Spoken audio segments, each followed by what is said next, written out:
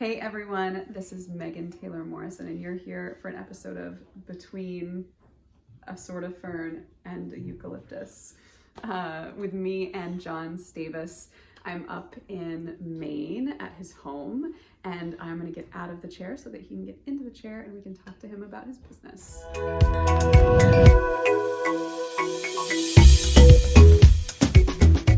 For those who don't know eMoods, share briefly about your app and its mission.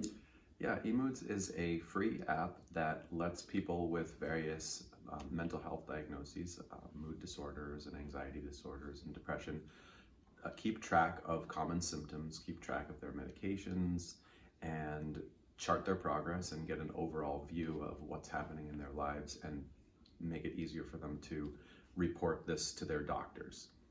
And the app is pretty simple programming wise, but it values people's privacy and it is very, very easy to use.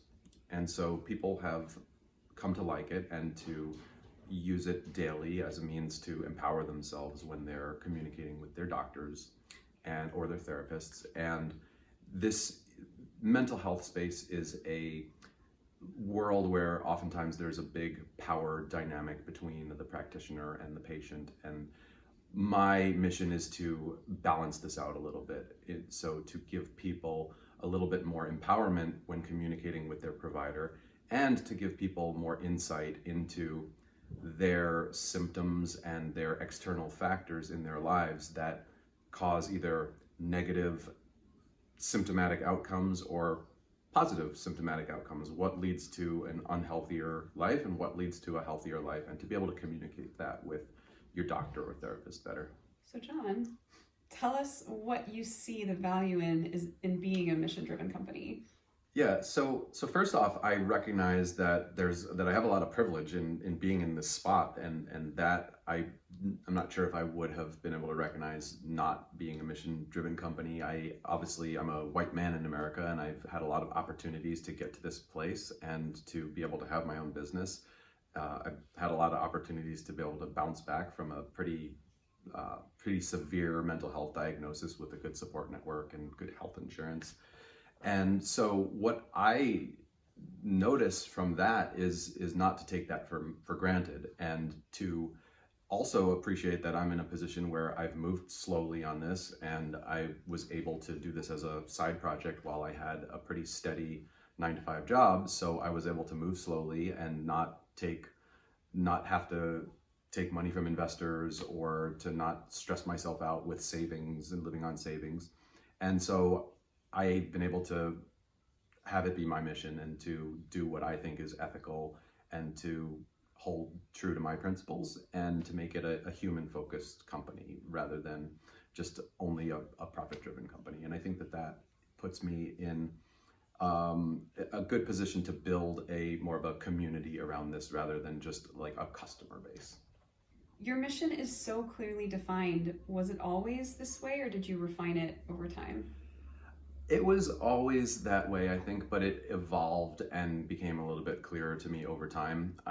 I'll go into this in a little bit, but I started the app as a hobby project, and I didn't really expect people to be using it that much. But as I got more feedback, as more and more people started using it, I discovered that privacy was really important. I mean, I knew this already. It's an intuitive thing to me that this is private information and that people wanted to keep it that way. And also respecting people and respecting their time is very important, that they have minimal distractions and be able to do this activity, this tracking, and this looking at their data in a pretty quick way that doesn't interfere with their lives. So it became a little bit more clear over time what that mission was. And I think it's an important one because it gets overlooked a lot with bigger companies, and being a small one-person team allows me to focus on that a little bit better. What impact has the app already had on people's lives? I get a lot of feedback from a lot of different people that are using the app, and it varies. I think that it's a really individual thing. The common thread between everybody is that it gives people more insight and into their lives, into their mental states. It gives people more mindfulness, and that helps them make the decisions that they need to make. It helps them to navigate a really complex medical system with a lot of different choices, and to see what things have worked for them and what things haven't worked for them, rather than to just trust their doctor to keep track of this all and then report back to them. I've gotten feedback from people that they've come off their medications. I've gotten feedback from people that they've gone on the right medications. I've gotten feedback from people that have used this to improve their relationships, to make their lives happier, more meaningful, to have more control over their emotions and more control and more witness to their emotions, rather than letting their emotions affect them and their ability to function the way that they want to be functioning. If someone were to sneak peek into your business, how would they know it was human driven? Well, I think that this comes out when I communicate with, first of all, with users when they write. So I respond to everybody that writes as if they're a friend, and that I take them very seriously. And so if you've communicated with me that way, then that's one thing. Another thing would be that I'm starting to do interviews like this, so maybe people will get to know me a little bit better and understand it that way. And another part of the I don't want to call it the marketing of the app, but one of the things, so it's a free app, and people are encouraged or offered the opportunity to upgrade to a freemium or patronage level where they get some extra features. The app's pretty functional without these extra features, but if you want to donate and get a couple extra features, that's great. And part of those proceeds, I find various mental health charities to donate to. Wow, which are your chosen mental health charities? There's a bunch. There's the National Alliance of Mentally Ill, the Bipolar Depression Support Alliance. There's several Indigenous mental health organizations and Black mental health organizations, and there's a list of about 10 to 15 that is constantly changing. And I think that it would probably be important to start publishing that and making that public, but it's not something that I've done yet. It's just that I haven't really had time. I've gotten like one or two interested people asking me, and I usually just respond to them like, oh, these are the organizations that I donate to. But it's also open for suggestions. So for people that say, oh, here's a mental health charity that you might not know about, then that's an opportunity to reach out. What inspired you to start your business? I actually, my own need. So I was getting a printable chart from my doctor to fill out, and I was a programmer. I am a programmer, and this was right around the beginning of when Android phones were coming into the world. And so I knew the programming platform a little bit, the Java programming platform that Android's built on. And I said to myself, why don't I automate this paper chart that I'm filling out for my doctor? So I did it in my spare time as kind of a hobby, and I made it in a way that was easy for me to use and easy for me to find value from. And so I quickly realized that part of that was, hey, this is going to help me to get on the right medications or to reduce these medications. And most people know that these medications have a lot of pretty bad side effects, and some people have philosophical objections to supporting big pharmaceutical companies or big insurance companies. And these are all things that were factors in me wanting to start giving this to people more, as I saw people starting to really use this free app more and more. And you were initially afraid to associate your name with the business. So tell us why and how you overcame that fear. Yeah, so there's a big stigma with mental health in general, with the various diagnoses, and I was just not wanting to make it more known that I was part of this world, that this is something that I struggled with. And there was an element of this, like, everywhere in all aspects of my life, there were like whispers or kind of like sardonic attitude towards me, and just people treating me differently because it was this unspoken thing that people might know a little bit about, they might notice. So I basically just said, yeah, fuck it, like bring it out into the light and just tell people what's going on. And you know what, it makes it their problem now. Like if it's uncomfortable for you, then deal with it. It's not my problem anymore. Just bring it out into the light and be genuine and open and honest about what it is that is I'm going through in my life.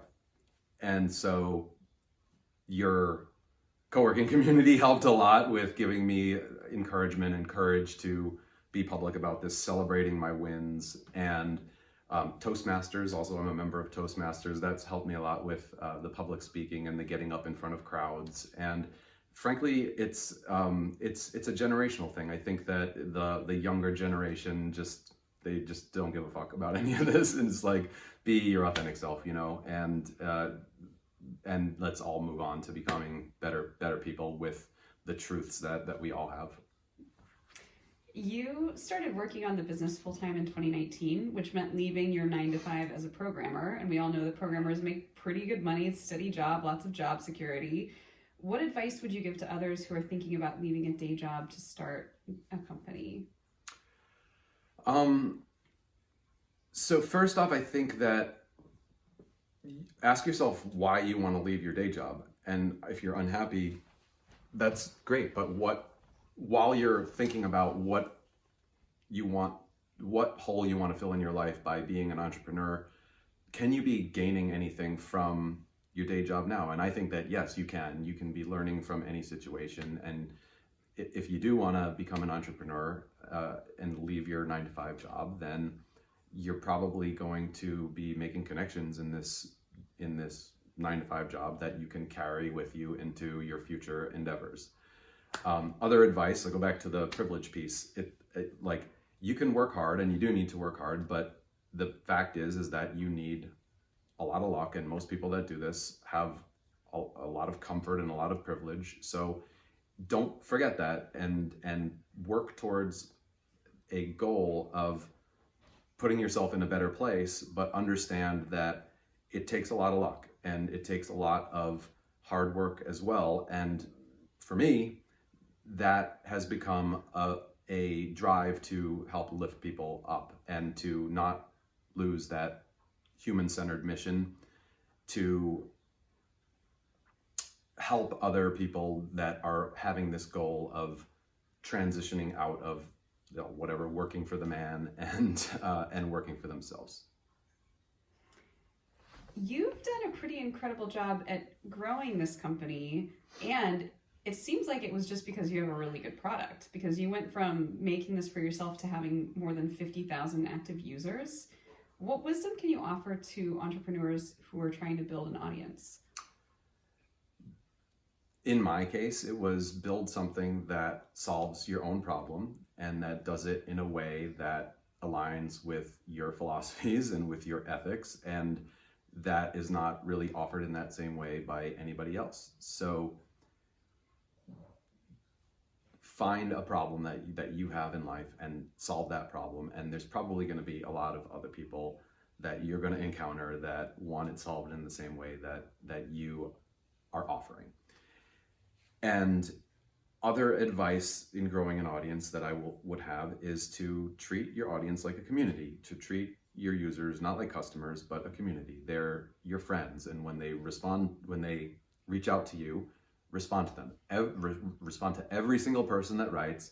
Respond to them like they're your friend. We've all been on these terrible customer service calls, and it's not the fault of the customer service person. It's, in my opinion, just these big companies that have quotas, and people have to do a job, and they're forced into these constraining positions of having to talk to lots and lots of people that are really, really rude, and some of them are really, really rude, and it I think negatively affects the way that we interact with these customer service organizations. And so I would say, look at it as if you're meeting interesting people. You're meeting people that, in many cases, for me, it have become really close friends that have originally reached out as users, and anybody that you write to is your friend. That's what I see it as, and to respond to everybody and to take suggestions seriously. How do you set the boundary between them being your friend and them being a user of your app?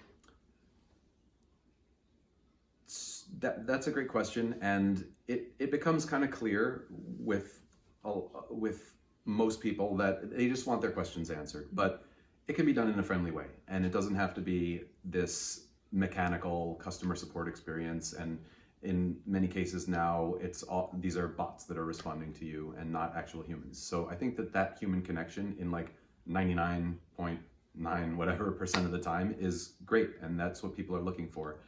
But as far as drawing boundaries, it's not been something that I've really had to struggle with so far. It seems like anybody who's connected that's wanted to become part of a more central core community has been a welcome guest. So it's not been, I don't know if I'm answering your question, but there's not been really like a boundaries issue with that. Yeah.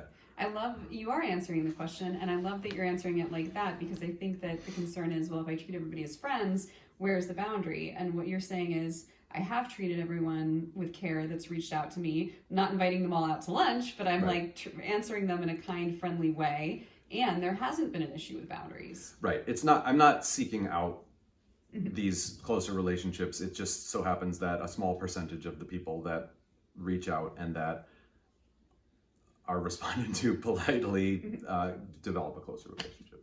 Nice. I think that's the case, right? Like when we treat customers, they want to come further into the community. Right, and you probably get that with your coworking community and your coaching as well. Yeah, and I've sensed that with you, and I've gotten a lot of that from you also. And so you mentioned listening to your users. You've really prioritized that. That's part of what makes the app so good. What are your best practices for getting their feedback? It's just responding to everybody, responding to every review, keeping track of things. And the tough thing is that you're going to get a lot of suggestions, or I get a lot of suggestions, and I can't do all of them. And it's just being present with listening to those suggestions, taking them in and seeing what the needs are there, but understanding that most of them aren't going to get done. And just knowing that the person has been heard and that there is a possibility of solving that problem in another way, that maybe there's another feature that I'm doing anyway that can also solve the problem of a request that I wasn't able to get to. So that kind of thing and that kind of balance.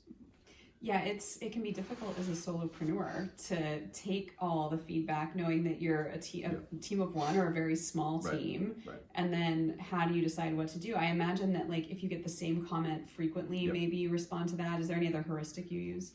Not really. I mean, like I have my own just kind of roadmap of what I need done, and I know what I can do, and I know what the limited number of contractors that I have can do, and so it's really just prioritizing. And there's like a big future wish list of things that are hopefully going to get done one day. But to also further answer your question, kind of like in practical sense, respond to all the reviews and respond to all these emails that are coming in, and hire a good customer support person. And so I've found that paying a little bit more for a customer support person that is going to be aligned with my values and with my tone and language choices when doing these responses is really, really worth it. That this is so critical to a mission and to a brand image and to building this community and really respecting the people that are supporting this business, the users and the customers. Yeah. What have been the most valuable tools and systems for growing your business? There's probably a lot, so just share with us one or two. Sure. So Help Scout is really good. Going back to the customer support piece, it's a emailing program that lets a bunch of different people respond to the same emails, and to you can make a knowledge base, and you can point people to deeper articles and answers to questions. Revenue Cat is a programming tool that lets you manage subscriptions in a more easier way. It's a programming API. But actually, something else is just coming to me, and I think that the biggest honorable mention here should go to the open source software that we all are using on a daily basis, whether we know it or not. And even if you're paying for software, or even if you have a proprietary iPhone or fancy Windows computer, whatever, you are using a lot of open source software on the internet, and this is developed by volunteers, free labor in their spare time by a lot of very, very talented people, and it's been going on for years and years and years, as long as the internet has been around and longer. So that, I would say, is something that I'm so grateful for, because it's saved me so much time and effort in developing all of the various software that I've worked on throughout my career, not just with this business. I love that. It makes me feel like there's some good juju in the air that like we're all using this open source software. Oh, absolutely, yeah. And nobody really realizes it either. Yeah. Thanks, open source software people, wherever you are. What's your vision for eMoods? Where do you hope the company will be in 5 years? So I'm working on a HIPAA compliant portal now for doctors' offices and medical practices, therapy practices, doctors' practices, small practices. And that's going to be launching soon. And as I've been talking to more and more practitioners about this, I've been noticing a lot of pain for them too, especially in the United States, where they seem to be incredibly overworked. And I'm talking to some doctors that are managing as many as 600 active patients, whereas in other countries, doctors that I'm talking to, some are managing 25, 40 patients. So in my opinion, it's hard for a patient to get the right level of attention from a doctor that is trying to juggle 600 patients at the same time. So my goal is with this HIPAA portal, is to make their lives easier and to allow them to have a cheap or affordable piece of software that is something that their patients are already using, that makes the communication with the patients easier, and it will give this doctor or therapist or practitioner more free time in their lives to go and spend with their family or do whatever it is that they want to do that's going to help their balance in their lives. So that's one goal that in the next 5 years, is to grow this enterprise portal, and then to add more visualizations to the app to allow people to start noticing correlations and patterns that they're not noticing from what's there already. So to give a simple example, like you could use some really simple machine learning, or some people call it like artificial intelligence. It's just like fancy statistics to show correlations. People might see a correlation between a certain type of weather or temperature and different extreme moods, or their sleep, or skipping a medication and extreme moods or sleep. And that's the kind of thing that you can kind of start to visualize now with what's in the app, but I'm gonna make better visualizations and some more sophisticated statistical computations to allow people to more easily view this, or to get suggestions from the app. For example, it might have like a sort of a weather forecast based on what you've reported in the past, when there's this much daylight during the day, and the days are lengthening or shortening by this rate every day, and the temperature is this, there is a 60% chance that you are going to report an elevated mood or a severe elevated mood. And that could give people a little bit extra feedback, like, hey, maybe I should be a little extra aware today, or maybe I should call somebody in my support network, or even maybe call my doctor and chat about this, that this is a triggering set of circumstances for me. And the app will eventually tell them that sort of thing. Yeah, I feel excited to use the app. And for me, I have anxiety, and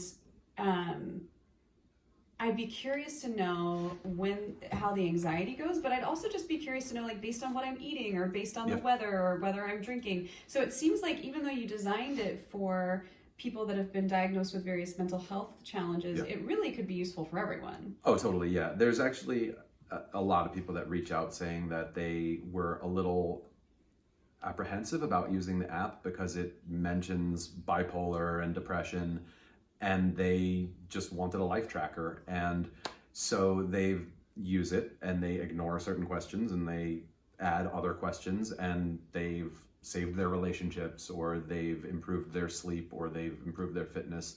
And actually, I'll mention this too, during at the beginning of COVID, I did sort of a little mini spin-off of this app that just sort of changed the questions around to be a wellness tracker for people who were quarantining or social distancing, isolating in their houses, and it asked them just general wellness questions. And so that's sort of picking up steam a little bit, but it's not really the main focus. But there is that other app that exists too that doesn't have the scarier sounding, like, psychosis and elevated mood or depressed mood questions, if that's not something that's happening for somebody's life, but they do want to do some kind of easy life tracking.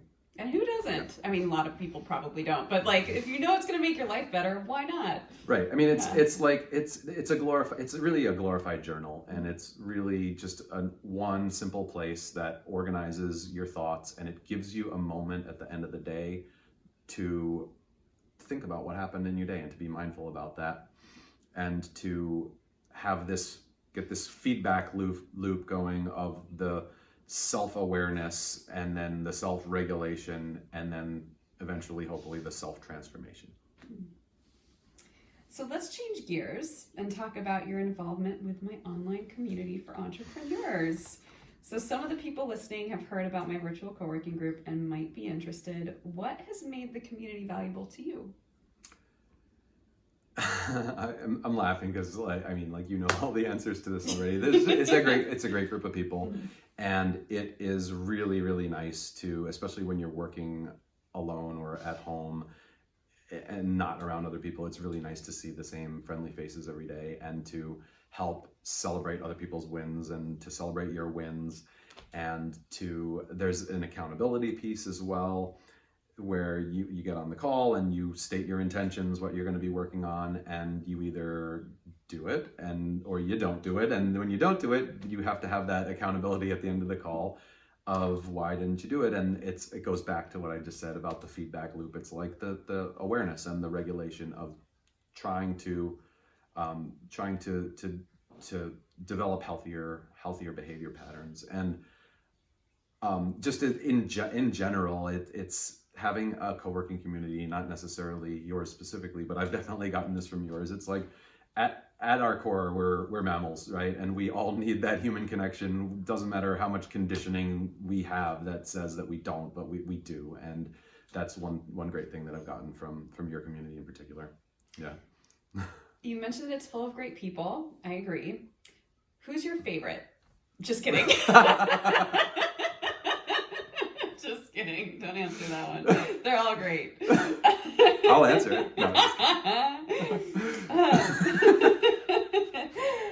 so what have you found with our community that you hadn't found elsewhere? Because people watching won't know this, but one of our hosts actually poached Jon from another. Didn't you meet her on some other co-working? Oh, yeah. We don't have to say which one. I won't say it, but yeah. I totally. That was great. So I won't mention the name of that, but this is much more personal. It's a little bit more expensive than that. I mean, it's not unaffordable, but it's like a little bit more expensive than that particular community you're talking about. But that wasn't a community. That was just like a co-working with random strangers, and you couldn't even really request who you got to co-work with. So this is the same people every day. You're really getting to know people. You're making those connections, and for me, it's been made many friendships too. Like, I had house sitters this summer from the co-working community, and and we've had some good times. And yeah, I guess that's what you can get from yours as opposed to other ones. And we've got a person in charge who holds a really nice space for everybody, and I think really cares about the success of all the members of the community. So that's a pretty unique and amazing thing. What do you enjoy about the virtual co-working sessions? Yeah, so like I said before, I like getting on and seeing the same people and having that company and celebrating tiny wins over the course of a session, but also celebrating the bigger wins when somebody has a big launch or gets published in a really well-known publication. It's just that everybody in the community gets really, really excited for them. I think you asked what specifically I enjoy about the sessions. Yeah, the same thing really. It's that you get that accountability for a short period of time, and you either get laser focused on what you're working on or you don't, and you have to admit that at the end, and nobody laughs at you or anything or is mean to you, but it's that social accountability and that regulation again of being aware of what you did or what you think you did wrong or what could be a healthier kind of activity when you're trying to be focused and trying to do better next time. Yeah. Who do you think would be the best fit for the community? Who specifically, or what kind of person? What kind of person? Okay. It's somebody who's open-minded and is not afraid of kind of pushing their discomfort a little bit, because there are, I mean, we didn't even talk about the authentic relating that you host, and that's part of the community too. We have these AR meetings once a month that are incredibly fun, but also incredibly uncomfortable at times, but you always grow from them. So I think somebody who's open-minded and willing to be a little uncomfortable, but who wants to push themselves a little bit and to get a supportive group of peers to be working with on a daily basis, and to help encourage people and get back from those people what you put in. So you're giving encouragement, you're getting encouragement, you're celebrating others' wins, and they're celebrating yours, and it's forming a community, which is, I think, again, what we all need as human beings. That's it, John. You did All right. rock star interview. Way to go. This was fun. Thanks for telling us all Yep. about eMoods. And I'm really excited to be offering a 3-month subscription, which Right. we'll put more details around in the call notes. Yep. Thanks for being with us. Yeah. Thank you, Megan.